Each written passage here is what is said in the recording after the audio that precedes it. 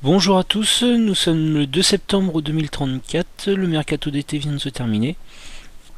Un mercato qui aura été assez agité, on va en parler juste derrière. Au niveau de la vision des dirigeants, donc on voit que le dirigeant nous demande de rester dans les limites du budget, d'atteindre le premier tour d'élimination directe de la Ligue des Champions et de se qualifier pour la Ligue des Champions UEFA en championnat. Et en Coupe de France d'atteindre la finale, mais bon, enfin ça c'est moins grave. Le trophée des champions, d'essayer de le gagner, mais c'est sans importance. Donc voilà, donc c'est des dirigeants qui sont vraiment plutôt assez tranquilles là pour le moment. On espère que ça va rester comme ça dans l'ensemble. On a obtenu des dirigeants le fait d'agrandir le stade une nouvelle fois. On a signé un petit peu nos finances, donc on retente, on espère que ça va passer parce que en fait l'année dernière ils ont refusé l'agrandissement parce que les finances devenaient étaient trop basses au moment où au moment où il a été décidé de le valider ou non. Donc là on espère que ça va passer, normalement on a des finances pour le tenir, enfin on devrait être déjà dans le vert quand on atteindra ce moment là, donc j'espère que ça passera. Alors au niveau des transferts, on a eu un mercato assez agité. Comme je le disais, on parlait du fait qu'on allait peut-être appuyer sur le bouton reset et on l'a fait sur deux joueurs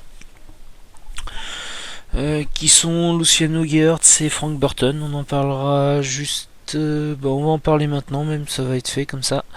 Donc Luciano Geertz qui a été le premier à partir, il a 30 ans, donc le but c'était de pouvoir encore profiter de sa valeur qui est encore très correcte. On l'a vendu 64 millions. On a eu plusieurs offres, on a failli le vendre 70 ou 75 millions. Mais il a refusé l'offre du club pour lequel on avait demandé, qui nous avait fait une proposition, donc On a dû revoir nos prétentions à la baisse sur ce jour-là.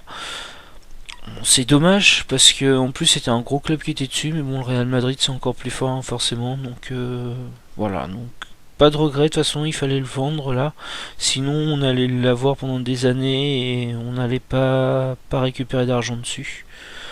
Donc ça aurait été dommage. On a revendu aussi Frank Burton, on l'a revendu 54 millions. C'est une belle affaire compte tenu du fait qu'on l'avait acheté 39 millions. Donc on a fait déjà plus de 10 millions de bénéfices dessus sur un joueur qui a 30 ans. Donc c'est une bonne affaire. Il était encore très fort, hein, chez nous, même très déterminant. Donc c'est forcément c'est une perte, un joueur comme ça. Mais il fallait le faire, sinon on l'aurait pas revendu suffisamment. Donc on a préféré le faire. On a eu du mal à le vendre, mais on y est arrivé, donc on est content. Il est encore sur une bonne saison chez nous, hein, 7-9 de moyenne, donc c'était quand même une bonne saison. Mais on a trouvé de quoi le remplacer en qualité normalement, donc ça devrait aller de ce côté-là. On a donc, comme on le disait, Alejandro Royo qui est parti pour, sans indemnité. Donc ça, c'est par contre, c'est vraiment la déception du coup. Là, on se rappelle que c'était à cause d'une histoire de joueurs qui étaient mécontents de septembre à décembre et qu'une fois janvier arrivé, ben il a accepté la première revenue. Il ne voulait plus rien entendre de notre part. On s'était brouillé, je ne sais plus pour quelle raison. C'était un peu bizarre d'ailleurs. Mais bon, c'est arrivé. C'est pas un drame non plus. Mais c'est dommage de s'asseoir sur pas loin de 50 millions quand même sur un joueur qu'on aurait pu revendre dans ces tarifs-là. Dayot Upamecano aussi est parti. Donc lui en fin de contrat, donc là par contre il n'y a pas de regret du tout, étant donné que physiquement il n'arrivait plus du tout à tenir. Alors c'est un joueur sur lequel on aurait peut-être pu compter dans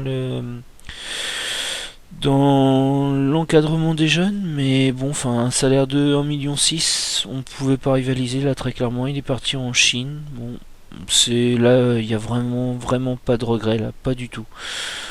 Donc tant mieux, tant mieux. On a prêté donc pas mal de joueurs. On va faire un petit tour vite fait parce qu'il y en a qui font plutôt de bonnes prestations dans l'ensemble. Notamment la Timothy Zweig qui a été acheté vraiment rien du tout et qui a déjà une valeur de 40 millions là, qui fait des performances en première ligue espagnole, donc plutôt de bon augure pour l'avenir ce joueur là. Ça pourrait devenir une bonne petite pépite. Eric Hart qui a des qualités là pour le coup de joueur, c'est top européen là, à 20 ans seulement.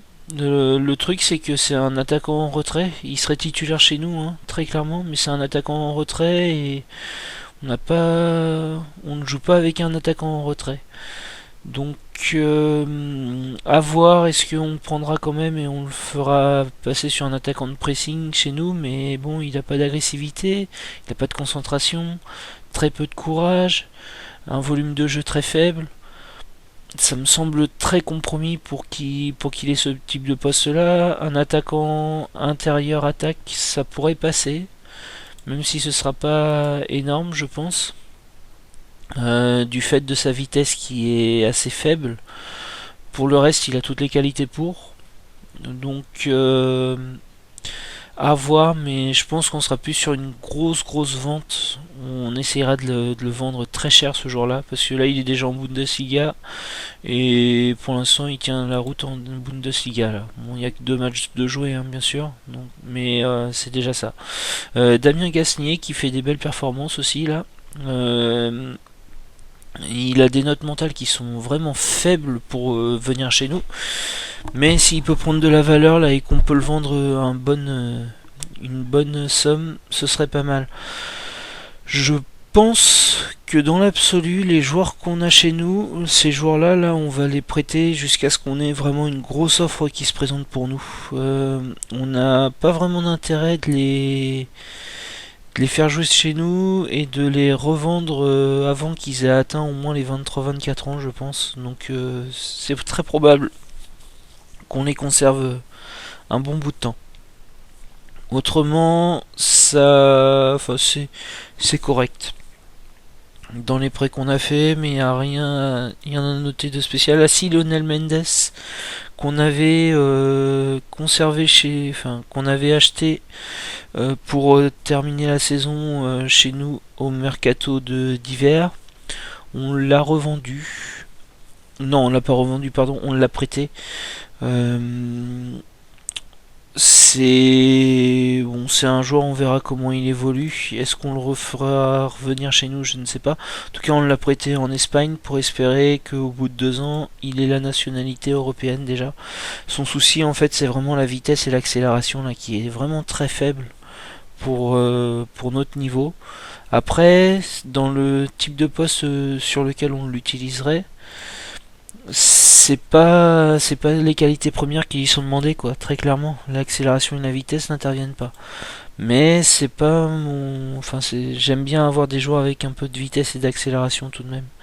Donc je sais pas trop. Néanmoins, sinon c'est notre meilleur joueur au poste de milieu défensif, de milieu axial défense. Donc on verra avec le temps. En tout cas là pour l'instant on le prête. Et on verra ce qu'on en fera plus tard. On n'est pas pressé sur ce jour-là. Malgré qu'il ait déjà 23 ans. Donc on va revenir sur l'historique des transferts et on va voir ce qu'on a du coup pu acheter avec tout ça. Avec cet argent, puisqu'on a quand même vendu pour un total de 118 millions. Et on a acheté pour 103 millions. Donc nous avons acheté 5 petits jeunes déjà, non 4 qui ont entre 15 et 16 ans, si je me trompe pas. Non, lui, Brian Lang, il a 17 ans, mais sinon c'est des 15 ans ou 16 ans, qui ont du potentiel, mais qui coûtaient pas très très cher. Mais ça on l'a fait vraiment en fin de mercato, quand il nous restait un petit peu d'argent et qu'il fallait terminer les caisses. La volonté en fait c'est d'essayer d'obtenir un petit peu des jeunes là, qu'on peut faire progresser, et soit les prêter et les revendre, soit faire une charnière dans l'équipe 1 à terme. L'idée c'est d'essayer d'aller rivaliser là avec Lyon qui fait des jeunes tous les ans et qui se gavent au niveau économique avec ça, quoi. Si on avait les finances de Lyon, on serait champion de très loin, et je pense que on dépasserait le PSG très très rapidement. Donc il faut qu'on aille chercher ça.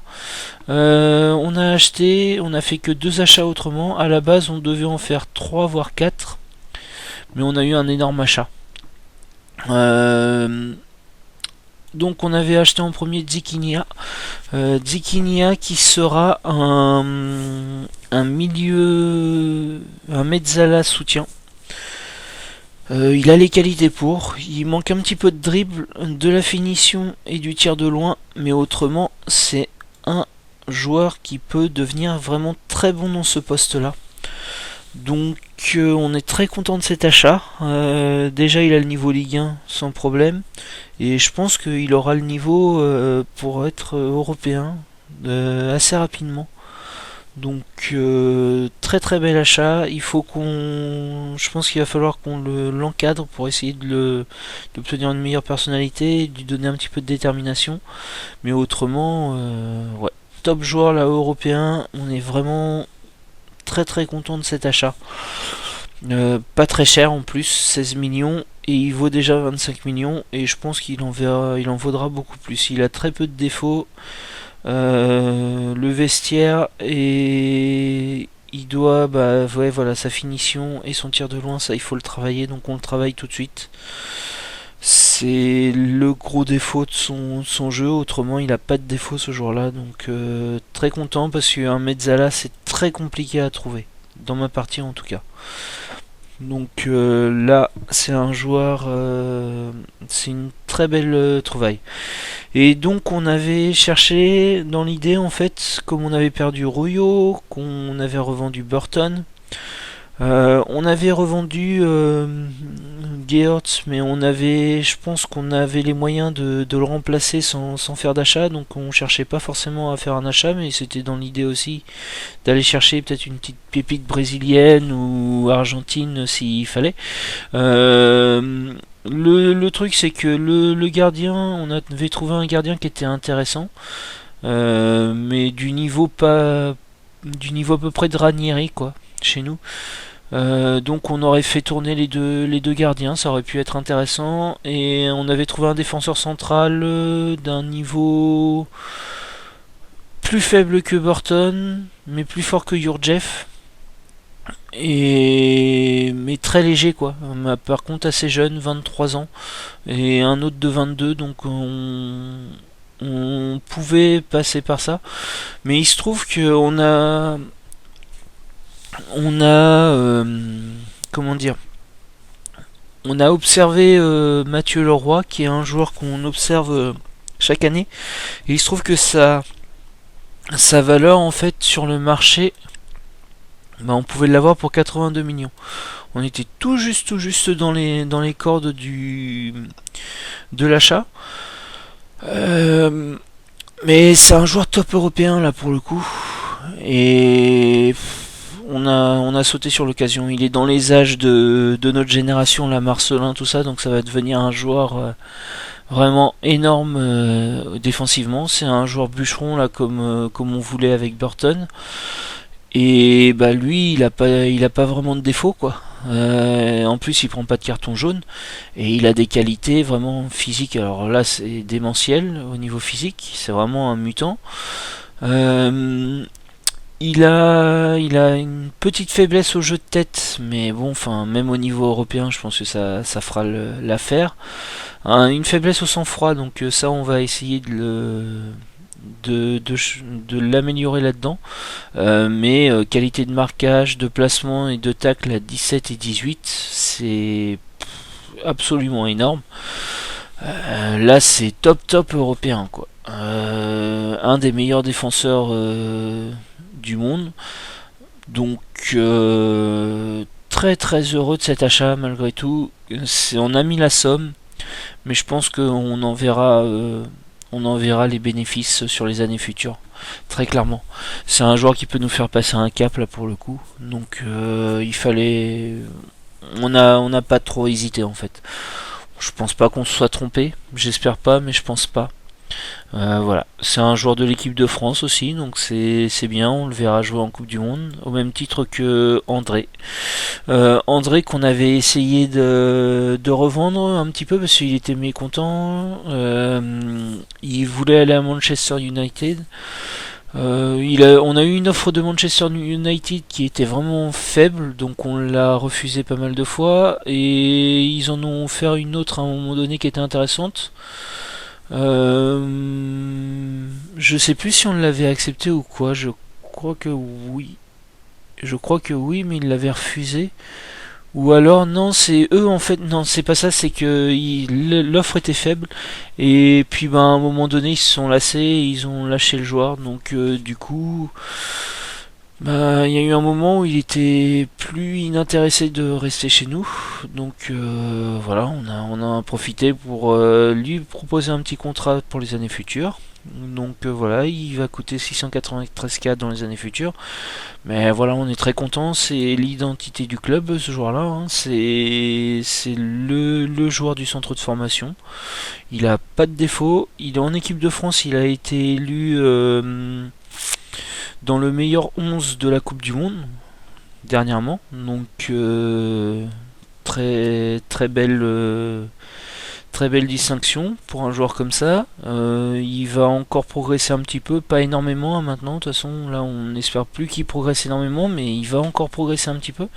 C'est un milieu offensif à la base, mais chez nous, il joue attaquant de pressing. Et ça lui réussit plutôt bien. Donc, on va le conserver comme tel. J'ai l'impression qu'il est parti pour passer un cap sur cette saison. Donc on verra. Ce qui donne au niveau de notre 11 de départ, eh bien, qui n'aura pas beaucoup changé au final, qui restera plus ou moins le même, mais où on ajoutera quand même Pierre Leroy du coup. Pierre Leroy, non, c'est pas Pierre Leroy, c'est Mathieu Leroy, pardon. Donc Mathieu Leroy qui est un gros joueur là européen. Donc c'est vraiment là on a un effectif plutôt top européen. Le défaut par contre c'est qu'il est très jeune cet effectif. Si on compare en fait dans la Ligue 1 on a l'âge moyen le plus faible, 23 ans là, 22 ans et demi. Donc c'est vraiment l'âge le plus faible. Mais bon c'est un effectif qu'on va conserver plusieurs années là très clairement. À part Kouyaté et Petrov qu'il faudra revendre Petrov d'ailleurs qui va sur 30 ans donc qu'il va falloir revendre, essayer de revendre là, dès cette intersaison. Mais sinon, ça va rester chez nous tout ça. Kouyaté sur lequel il va falloir y penser, mais il n'y a pas urgence. Enfin voilà. Donc on est bien. On est très bien. Après, Petrov peut devenir aussi un formateur de jeunes. Sachant que les latéraux sont compliqués à trouver, ça peut être pas mal. Mutombo, donc qui est passé, comme on disait, défenseur relanceur. On est content de ses performances. Le souci c'est qu'il s'est blessé là pour le début de saison, mais bon, enfin, pas d'inquiétude, ça va revenir. Il est à 101 et il a un contrat qui expire en 2037, donc il est vraiment pas cher pour le coup, mais bon, enfin, on va le re-signer assez rapidement, je pense, pour essayer d'avoir, enfin, de le cadenasser pour les années futures, parce que c'est quand même aussi un futur top joueur européen en poste de défenseur relanceur, quoi. Donc, on a vraiment les armes là pour aller chercher la Ligue des Champions dans les années futures, je pense. Il nous manque un gardien. Ranieri en fait est un très bon gardien, je pense, mais c'est pas un top joueur européen là pour le coup. Donc il faudra aller chercher un gros gardien quand on en aura l'occasion. Néanmoins, ça va être notre titulaire sur cette saison. Il va jouer plus ou moins tous les matchs, donc on espère que ça va le faire progresser. Il a 25 ans. Les gardiens, je sais que ça progresse encore pas mal d'années, donc j'espère que ça va le faire, enfin vraiment passer un cap là, sur cette titularisation, pardon. Donc voilà. Du coup, le remplaçant, on n'a pas été bien loin parce que on utilise un jeune du club qu'on prêtait l'année dernière. Il est pas mauvais, hein, il est intéressant, il est vraiment intéressant. On va essayer d'améliorer sa personnalité là, qui est équilibrée. Il a quand même des qualités pour être un gardien de Ligue 1. Sûrement bas Ligue 1, mais je pense que c'est quand même pas mal quoi. Donc il évolue actuellement à un niveau de Ligue 2. Ouais, mais je pense qu'il va vite arriver à un niveau de Ligue 1 quand on va le faire jouer de quelques matchs là. Donc voilà, on est content. Ça va être un gardien là, qui va nous servir en tout cas pour cette saison, très clairement. Pardon. Autrement, donc dans les retours de prêt, en fait, on va utiliser des joueurs là pour remplacer notamment Abel, puisqu'on n'a pas de remplaçant de Abel. D'ailleurs, tiens, on va voir ce que ça donne au niveau de nos remplaçants aussi, directement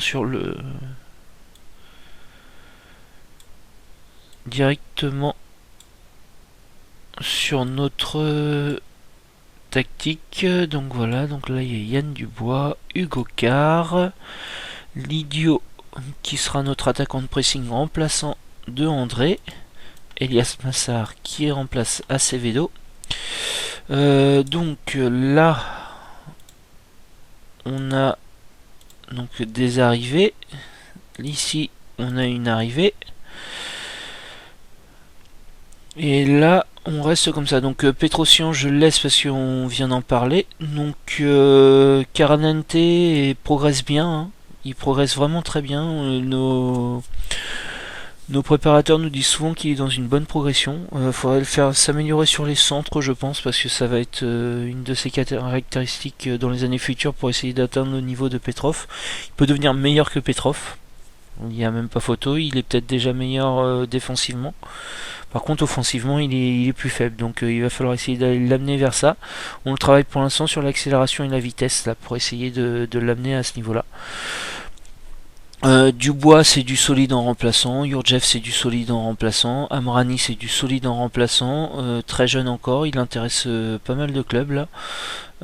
Donc ça, peut-être qu'à un moment donné il faudra le vendre, je sais pas.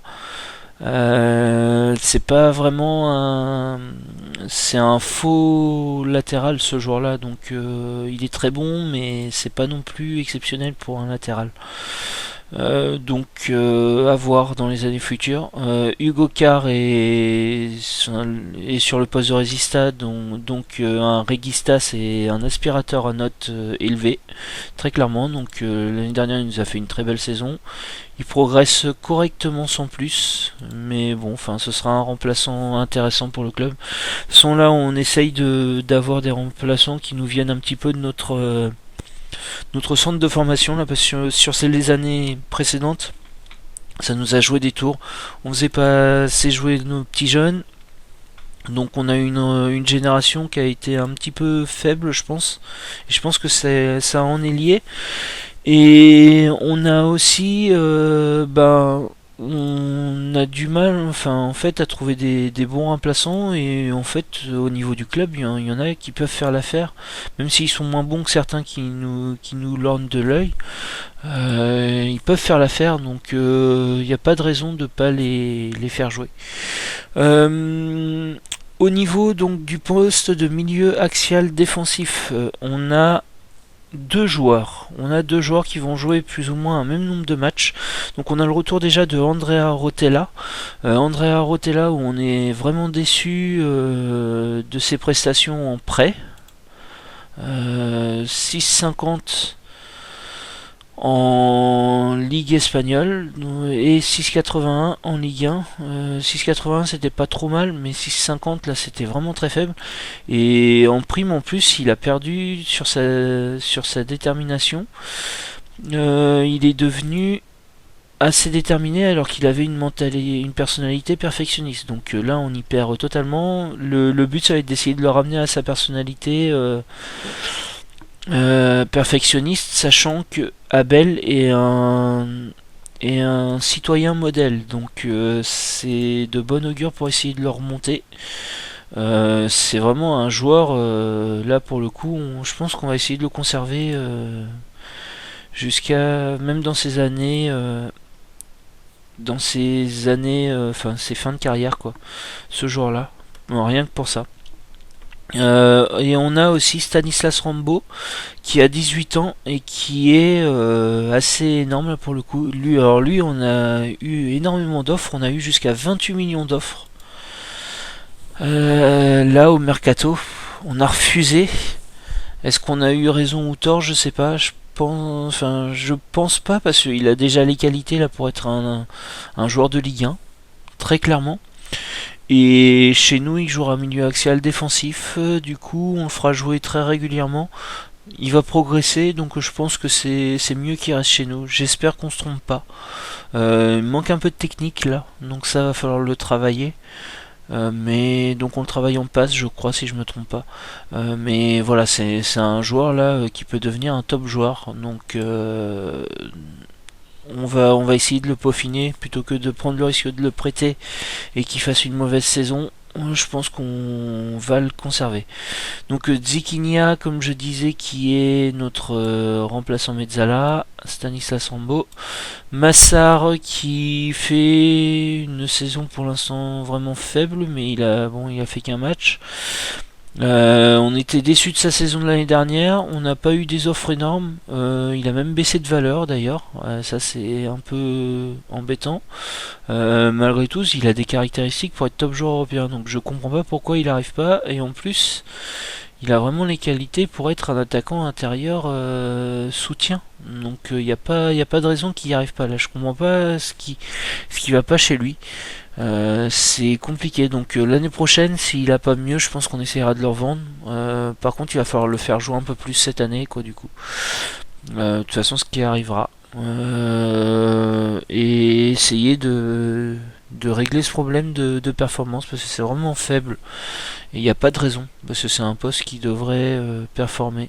L'année dernière, Geert a performé, là Acevedo est en train de performer à ce poste là, donc il n'y a pas de raison.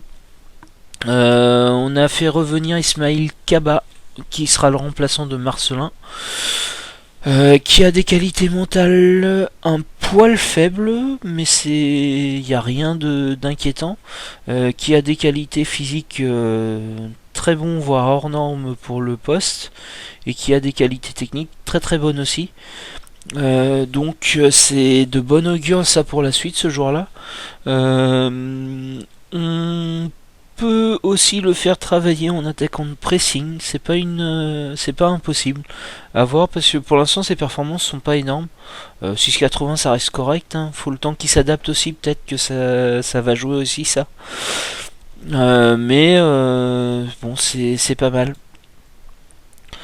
Je pense que c'est un joueur en fait. Le but ça va être vraiment d'augmenter sa valeur pour le revendre et peut-être que ce sera Tsvay qui prendra sa place à terme. On verra tout ça. En tout cas, lui, il était sur je pense sur une petite balance là, qui pouvait devenir embêtante, étant donné qu'il a été au FC Nantes et qu'il a pas fait une saison mirobolante. Ces 3 saisons n'ont pas été mirobolantes d'ailleurs, donc là, il faut vraiment qu'on le fasse passer un cap. Donc ça va être l'objectif chez nous. Et bon, il a les joueurs autour pour le mettre en valeur, donc on espère que c'est ce qui arrivera. Et nous avons donc Lydio qui a fait une très belle saison l'année dernière, hein, vraiment, qui est blessé là pour le moment, qui vient de revenir. Joueur attaquant de pressing ou attaquant intérieur attaque à voir. Le poste n'est pas encore défini. Pour l'instant, en attaquant de pressing, en tout cas, il a les qualités et ça a bien été sur ce que j'ai vu. Hors match officiel par contre. Mais pour l'instant c'est pas mal. Et sinon on a fait monter une petite pépite aussi du club qui est Fabio Orban qu'on avait acheté une bouchée de pain 725K. Un club belge. Le souci c'est sa personnalité très clairement. Il est sans ambition, mais ça on y travaille pour essayer de lui augmenter ça. On le fait encadrer par Gus Abel justement. Et par contre, enfin, il a les qualités quoi. Il a les qualités pour réussir. Donc ce serait dommage de pas réussir à lui faire changer sa personnalité, parce que je pense que ça peut devenir un top joueur européen aussi ça. Accélération et vitesse, un poil faible, mais il n'y a rien de fait, il n'y a rien de fini. Il a 17 ans seulement, donc il est très jeune. C'est un joueur qui peut devenir un très très bon joueur ça. Donc on va essayer de le peaufiner ce petit joueur là.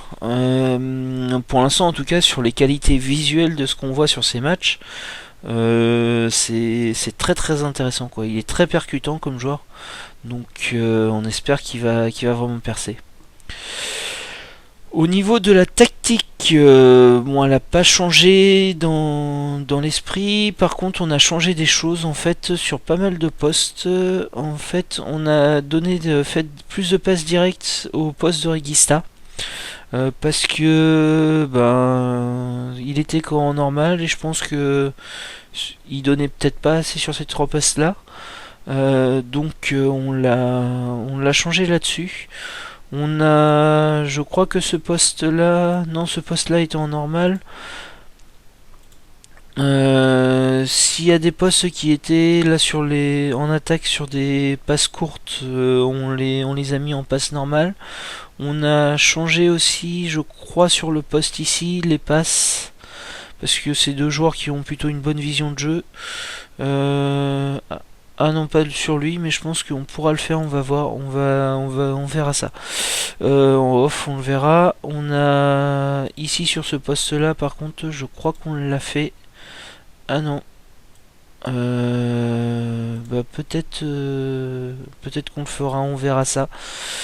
On fera avec parcimonie quoi pour pas déstabiliser l'équipe.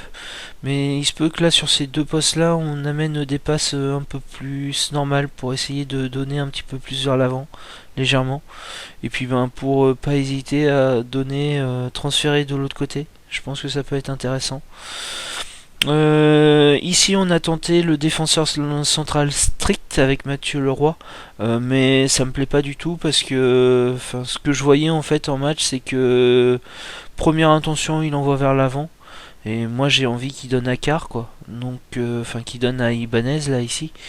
Donc, non, on est repassé sur défenseur central défense. On fera travailler Leroy sur son sang-froid, et puis ben ça devrait aller quoi. Donc voilà, pour l'instant on est sur 3 victoires en 3 matchs, au même titre que le PSG et Marseille. Marseille qui fait un très beau début de saison là, assez impressionnant sur 3 matchs.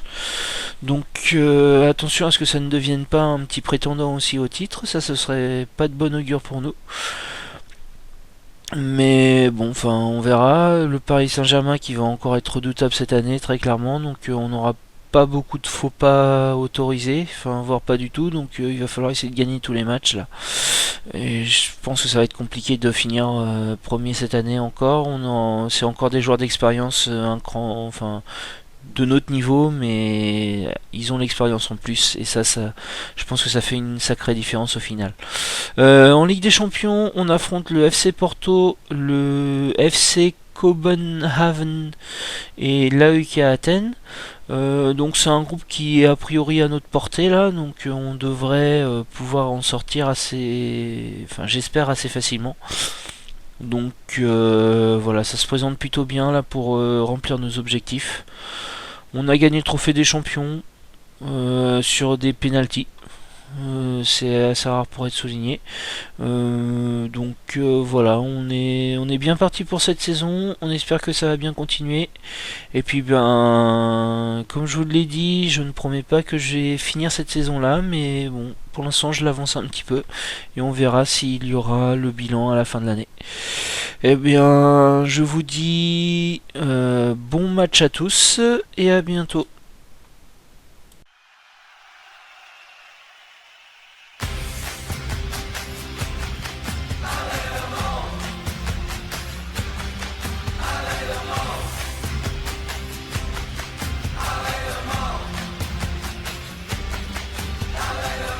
Take a look inside an open book and tell me what you wanna see. Play it slow, score the leading goal. Depends on who you wanna be. You wanna play 24 hours a day? Then welcome to the city scene. I got a dream and there's no stopping me. Watch me smile when I hear you scream. Hallelujah.